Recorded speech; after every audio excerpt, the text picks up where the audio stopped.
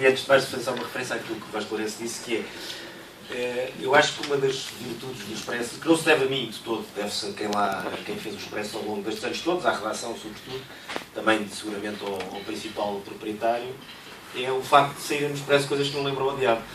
Mas exatamente porquê? Porque depois também saem as que não lembram a Deus. Ou seja, eu acho que o Expresso sempre teve um bocadinho essa característica e eu não sou minimamente responsável por isso. Quando o Expresso nasceu eu tinha 6 anos, ou 5, em janeiro de 73, mas teve a ver um bocado com aquele exemplo que deu, se calhar é o exemplo máximo, não é?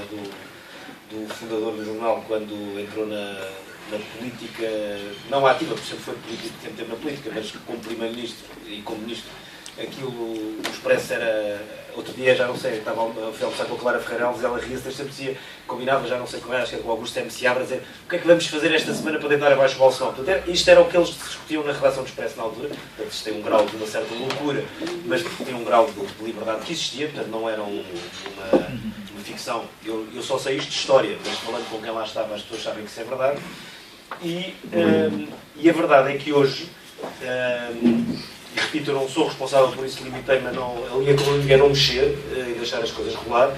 E basta falar com qualquer pessoa da redação, pode estar mais contente, menos descontente, ganhar mais, ganhar menos, etc. Há muita conversa, não vou dizer que lá para isso não é.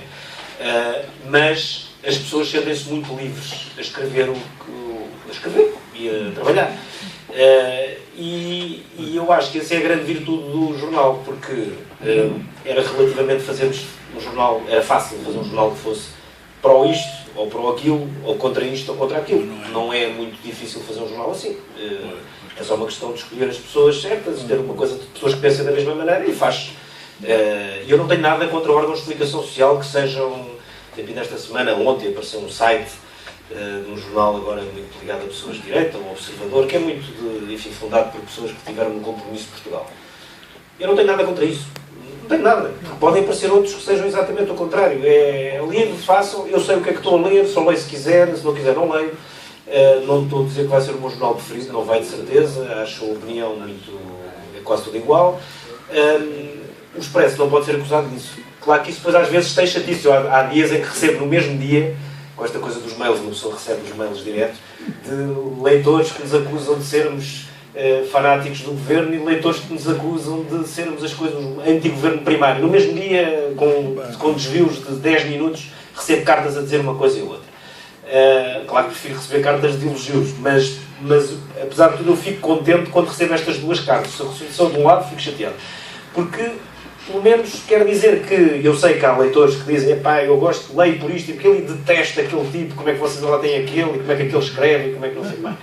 Pronto. Se quiserem no limite, isso começa na própria direção do Expresso, a direção do Expresso, além de ser grande, é um bocadinho grande mais, mas enfim, porque também tem a ver com a história do jornal, tem na mesma direção, está o Nicolau Santos e o João Vieira Pereira, que pensam de maneira radicalmente diferente sobre a situação económica, política, e são da mesma direção. E posso-lhe dizer que as nossas reuniões são absolutamente coesas, mesmo quando não são unânimes, que trabalhamos perfeitamente juntos, tomamos as decisões e depois alinhamos as decisões, mas cada um diz o que quer, escreve o que quer e pensa o que quer. E eu acho que isso depois transmite para a redação, e acho que é a coisa mais simpática, e eu acho que se traduzirá de alguma maneira para os leitores, ou para uma boa parte dos leitores. Embora eu perceba, e isto dá para fazer um bocadinho a transição para os tempos que vivemos, que são tempos, bem, são seguramente melhores do que os de 73, nem sequer acho que vale a pena fazer esse paralelismo. Não, são, acho que são. Eu a 73 tinha 5 anos, portanto era uma criança,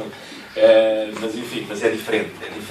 Depois podemos já discutir isso, o que é a liberdade, ou não sei, mas a liberdade não existe hoje, a liberdade existe. Depois podemos dizer que a liberdade existe, mas a liberdade existe, e acho que esse ponto é um ponto sobre o qual nós não devemos nunca divergir, porque existe. Nós no domingo vamos votar, podemos gostar do resultado ou não gostar, podemos achar que estão lá os partidos todos representados ou não, podemos gostar mais daquele ou daquele outro, podemos ficar tristes se estamos num partido que teve mais votos ou menos votos, mas vamos fazê-lo, ou não vamos se não quisermos, e não vai muita gente, não é?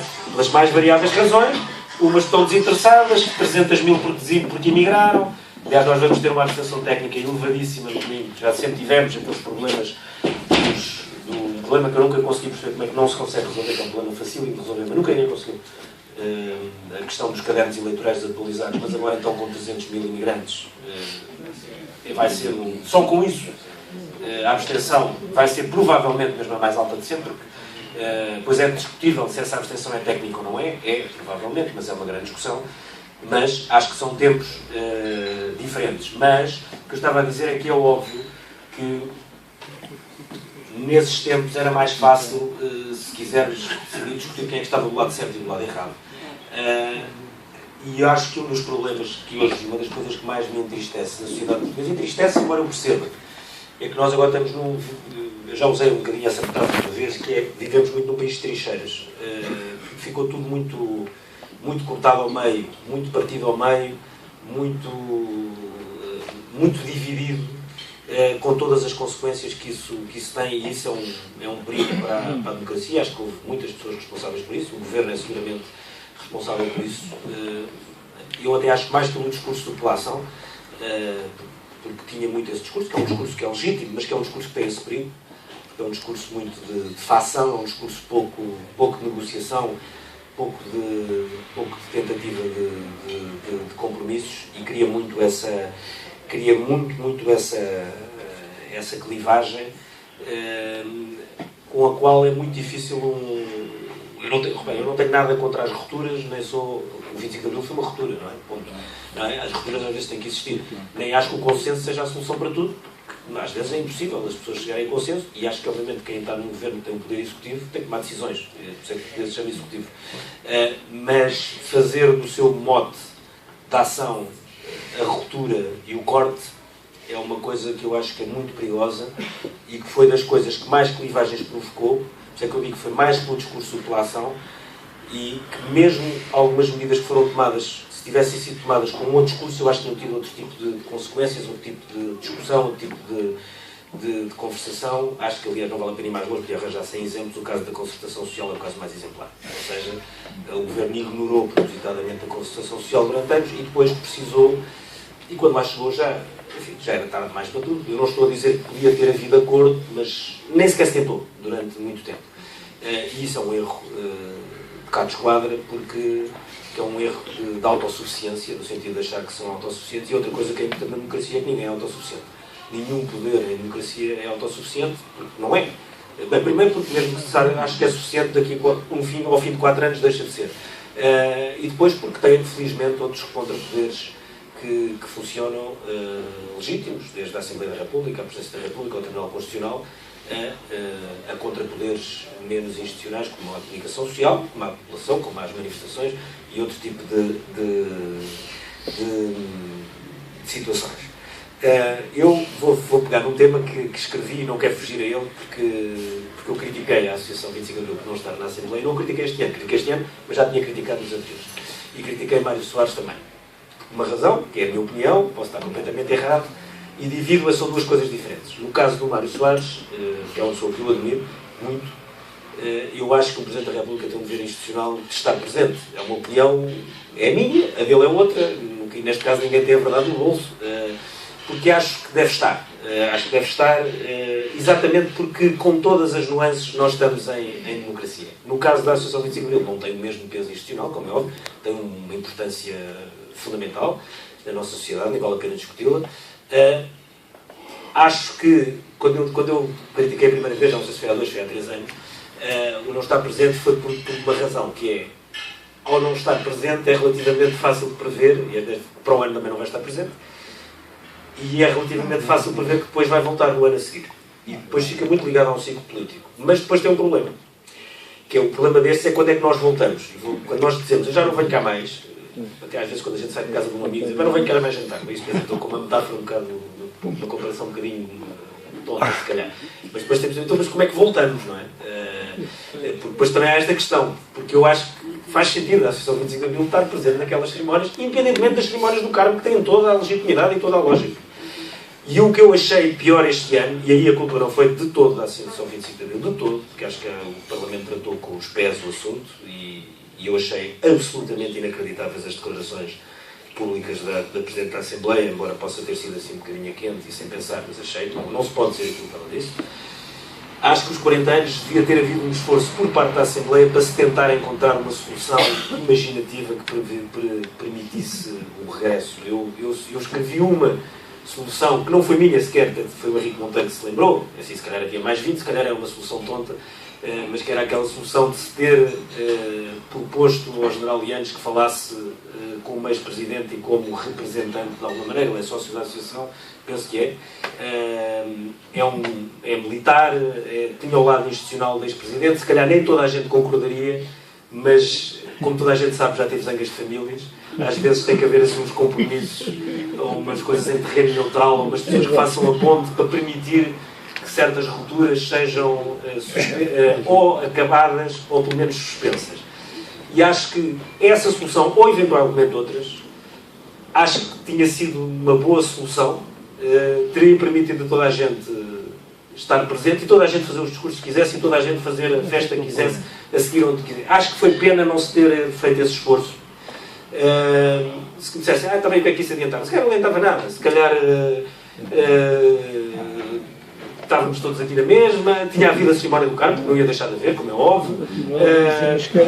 Teria havido tudo, mas eu acho que apesar de tudo os 40 anos de 25 de Abril tinham tido outra presença institucional, nem que seja momentânea.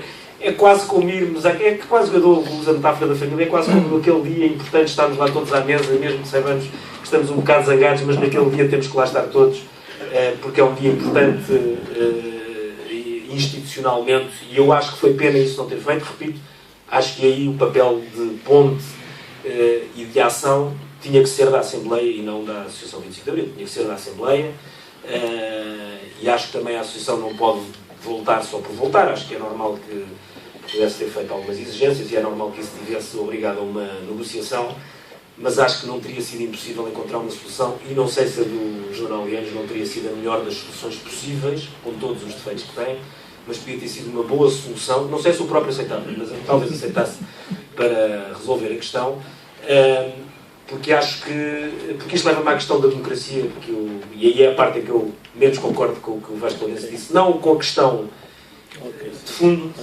mas quisermos com a questão formal. Eu não estou a dizer que não possa haver um novo 25 de Abril ou uma revolução, pode haver. Nem digo que a democracia é perfeita, não é.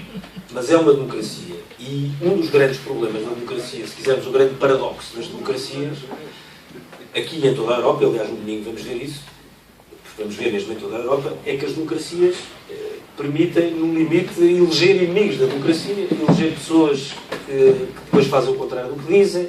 A democracia permite isso.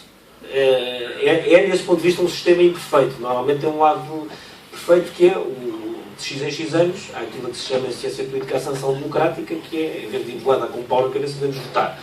E o voto é a sanção democrática.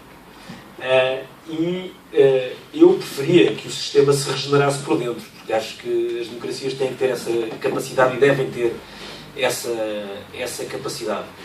Em Portugal há uma coisa que não deixa de ser um bocadinho estranha, que é, nós no domingo vamos assistir a eleições em 28 países, vamos assistir a uma coisa que é, vamos assistir a vitórias e a resultados assustadores em muitos países, não é? Vamos ver com alguma probabilidade a Frente Nacional em primeiro ou em segundo em França, com alguma probabilidade de ficar em primeiro. Vamos ver partidos de extrema-direita, em alguns casos mesmo nazis, com muitos deputados eleitos ao Parlamento Europeu, por voto democrático. Esse é que é o paradoxo, por voto democrático.